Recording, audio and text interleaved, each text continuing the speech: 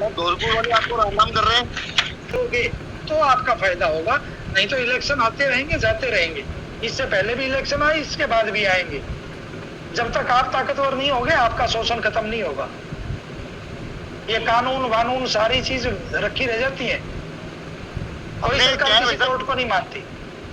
हम लोगों ने भाई साहब क्या है कि ताकतवर होने के लिए एक अभियान छेड़ दिया है पूरे प्रदेश में जी, कि जितने भी अन्य विभाग हैं हमारे अलावा, एम्बुलेंस 108 वाले हैं, जलदाय विभाग वाले हैं, कृषि मंडी उपज मंडी वाले हैं, ये जितने भी चिकित्सा विभाग वाले हैं, हमने सबसे संपर्क साधना स्टार्ट कर दिया है और बहुत सारे जो संघ है वो हमारे समर्थन में आए हैं।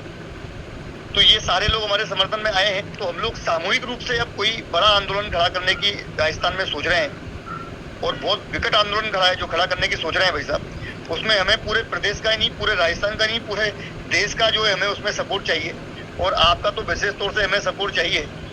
ये सभी लोग इसी आशा में बैठे हैं कि भाई राजस्थान में शोषण कुछ ज्यादा ही हो रहा है ठेका कर्मचारियों का। अभी एक ये जो बैरवाजी हैं अपने बूंदी जिला के जो अध्यक्ष जी हैं, इन्होंने कहा कि भाई कांग्रेस सरकार में 22,000 प्रति ग्रेड टेंडर था और बीजेपी सरकार में 35,000 रुपए प्रति ग्रेड टेंडर है, फिर भी थे।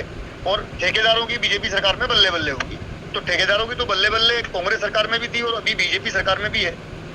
और हम चाहते हैं कि डायरेक्ट इनडायरेक्ट रूप से ठेकेदार, ये नेता मंत्री इनके ही तो लगे भगे हैं, जो इलेक्शन में इनको पैसा देते हैं, इनकी गाड़ियां घुमाते हैं, वो बाद में इलेक्शन जीतने के बाद ठेका ले लेते हैं। जी जी, इनके ही ये पाले हुए पिल्ले हैं, और कोई नहीं है। हाँ मतलब ये उसमें क्या फायदा? देखो, सरकार आपकी कांग्रेस जाए भाजपा आए, भाजपा जाए कांग्रेस आए या कोई और आए, आपका उसमें एक पैसे का फायदा हुआ क्या? मुझे नहीं लगता कहीं फायदा है।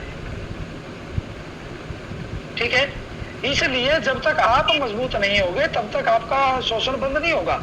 और मजबूती की मैं बता दूं, देखो आपने खुद ने एक चीज देखी, आपने ताकत का एहसास देखा है। जयपुर जब शहीद स्मारक पे आपने धरना दिया, जब आपको मिलने के लिए नहीं बुला रहा था मुख्यमंत्री, 4 घंटे की आपकी मेहनत ने आपको मीटिंग का समय दिलवा दिया था।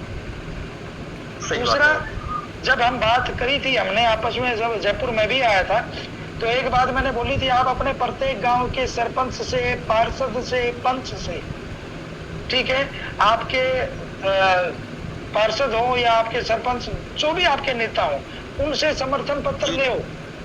और इतने राजस्थान का समर्थन पत्र लेके तो आपका सरकार बन जाती है, मुख्यमंत्री बन गया एक आदमी, अब भजन लाल मुख्यमंत्री बन गया, ठीक है। और इतने समर्थन से आप अपना रोजगार सुरक्षित नहीं करवा सकते क्या? तो दूसरी बात मैं आपको बताऊं अध्यक्ष जी, आप भी ध्यान में रखना, ये मेरे साथ बीत चुकी है कि कोई भी मैनेजमेंट, कोई भी सरकार कभी नहीं चाहती कि उसकी आंख में आंख मिला के बोलने वाला कोई भी नेता पनपे। इसलिए आपको तोड़ने के लिए सरकार, पक्ष, विपक्ष प्रत्येक प्रयास करेंगे, साम दाम दंड भेद आपको तोड़ेंगे, आपके ही साथी तोड़ेंगे, आपके ही बीच में भेज देंगे किसी कालनेमी का, ऐसा काम। अच्छा अच्छा, लेकिन यार दूसरा एक और भी इसमें ये है कि अगर नियमित कर्मचारी आ जाता है उस पद के ऊपर, अच्छा, आपके पास 100 वैकेंसी है, 100 में आपके 80 रेगुलर हैं, 20 आपके आउटसोर्स के लगे हुए हैं, ठीक है। अगर 10 रेगुलर आ जाते हैं और नए अपॉइंट होके, तो जो आपके आउटसोर्स के 20 है ना, उनमें से 10 को जाना पड़ेगा। आपकी कॉन्ट्रेक्चुअल जॉब तब तक है जब तक रेगुलर नहीं आ जाता। और ये है कि contractual person can not be replaced by any other contractual person. आपके स्थान पे दूसरा कॉन्ट्रैक्ट पे कोई नहीं आएगा, इस बात की गारंटी है। मान लो 5 साल बाद आप ये बोल रहे हैं ना कि रिन्यू होगा, तो 5 साल बाद आपके स्थान पे रेगुलर कोई हो तो आ सकता है, आउटसोर्स का कोई नहीं आएगा, ठेके का कोई नहीं आएगा, इस बात की गारंटी है। RLSDC में गहलोत साहब ने एक छोटा सा काम अच्छा किया उसमें, हाँ, कि RLSDC में जो ये लोगों को लगाएंगे, अभी वो हमारे यहाँ लागू नहीं हुआ है, वो मैंने पढ़ा है वैसा पूरा, ये जो लोगों को यहाँ लगाएंगे, वो जो अपना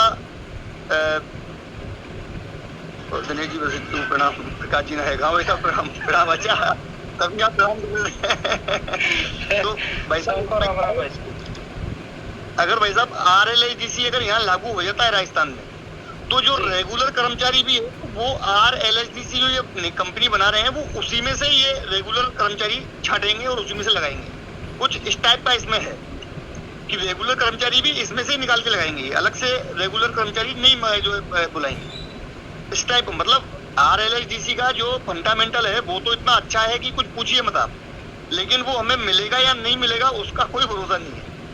और हमारी जो लड़ाई है स्थायीकरण वाली, जैसे कि आपने भी बताया कि 120 दिन से ऊपर जो भी रेगुलर प्रवृत्ति के जो कार्य हैं वो चलते हैं, 240 दिन से ऊपर जो भी जो कर्मचारी वहाँ काम करता है स्थायी प्रवृत्ति का उसको रेगुलर करा जाए, जैसे कि सुप्रीम कोर्ट के आदेश हैं।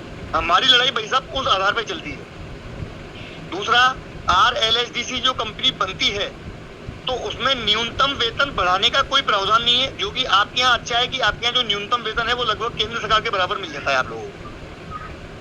हमारे यहाँ जो है जैसे न्यूनतम वेतन जो मिलता है वो न्यूनतम वेतन को बढ़ाने का कोई ऐसा इसमें RLHDC में ऐसा नहीं है कि भाई अगर टेक्नीशियन है तो जैसे आपके यहाँ अच्छे खासे टेक्नीशियन को 30,000 तक की तनख्वाह मिल जाती है, और दुर्घटना मृत्यु पे भी आपका आपके यहाँ मतलब बहुत अच्छा बेनिफिट मतलब उनके परिवार वालों को मिल जाता है, जो कि राजस्थान में नहीं मिलता है। अगर RLHDC का राजस्थान में गठन हो भी जाता है तो भी न्यूनतम वेतन जो हमारा अभी राजस्थान में है तो वो न्यूनतम वेतन ही उसको मिलेगा, वो अलग से उसको मिलने वाला नहीं है। हम ये चाहते हैं कि हमारा जो न्यूनतम वेतन किस तरह की मांग है 30,000 रुपये। देखो सोगरवाल जी, मैं एक बात बताऊं, कोई भी लड़ाई लड़ने के लिए मैन पावर और मनी पावर जी और एक आपकी मैनेजमेंट, आपको जगह जगह देखो आंदोलन तो करना पड़ेगा, जब तक जीवित हो तब तक आपको लड़ना पड़ेगा, ठीक है जी।